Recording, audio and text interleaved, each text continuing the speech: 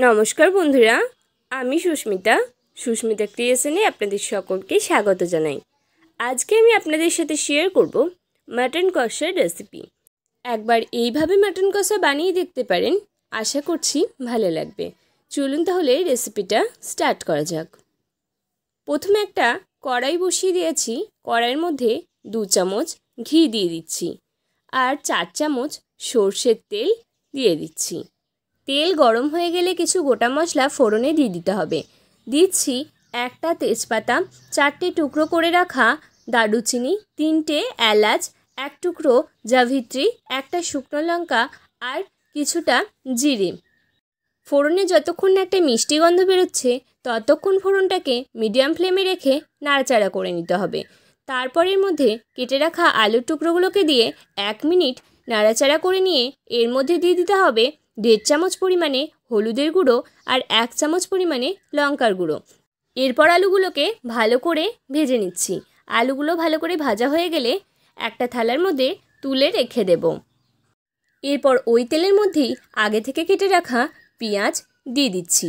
এখানে আমি পেঁয়াজটাকে সরু করে কেটে নিয়েছি, আপনি চাইলে যেভাবে মন কেটে নিতে পারেন।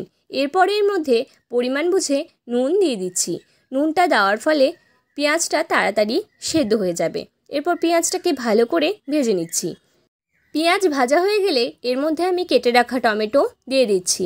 এখানে আমি কাঁচা টমেটো দিয়েছি, আপনি চাইলে পাকা টমেটো দিয়ে দিতে পারেন।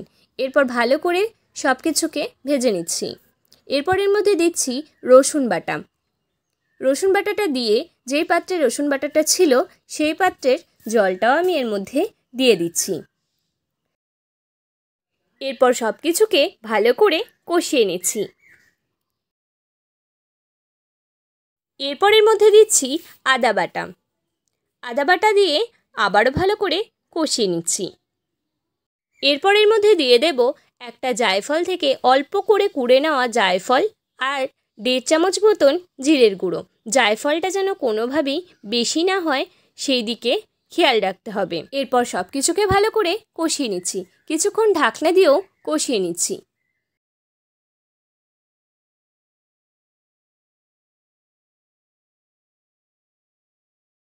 এরপর কিছুক্ষণ নেড়ে নিয়ে কেটে রাখা মাটনটা এর মধ্যে দিয়ে দিচ্ছি।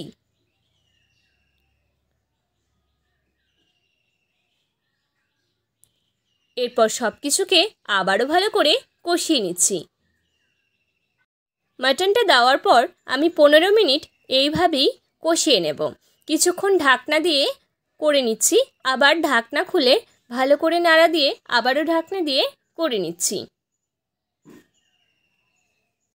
এরপরের মধ্যে দিয়ে দিচ্ছি একটা পাতিলেবুর সবুজ অংশটা কিছুটা কুড়ে।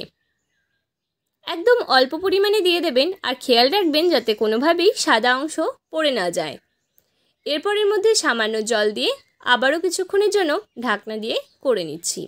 তারপর ঢাকনা খুলে এর মধ্যে আলুর টুকরোগুলো দিয়ে দিচ্ছি। আলুগুলো দিয়ে আবারও কিছুক্ষণ কষিয়ে নিচ্ছি।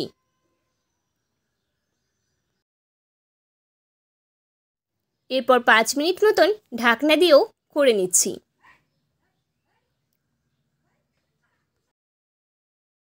এরপর 2টো কাঁচা লঙ্কা চিড়ে পরিমাণ বুঝে নুন দিয়ে আর কড়াইটা ধুয়ে সামান্য পরিমাণে জল দিয়ে প্রেসার কুকারে সিটি দিয়ে দিচ্ছি 9টা মতন। আমি মাংসটা প্রেসার কুকারে সেদ্ধ করে নিচ্ছি, আপনি চাইলে কড়াইয়েও করে নিতে পারেন। প্রেসার কুকারে কিন্তু মাংসটা খুব কম সময়ে সেদ্ধ হয়ে যাবে। আমি তো রান্নাটা করে নিয়েছি, আপনি কবে করবেন আমাকে কমেন্টে জানান। ভিডিওটা ভালো লাগলে একটা লাইক করুন, শেয়ার করুন এবং আমার চ্যানেলটাকে সাবস্ক্রাইব করে আমার পাশে থাকুন। সাবস্ক্রাইবের পাশে বেল আইকন বাটনটা ক্লিক করে রাখুন যাতে আমার ভিডিও আপলোড করার সাথে সাথেই সবার প্রথম আপনি আমার ভিডিও দেখতে পারেন।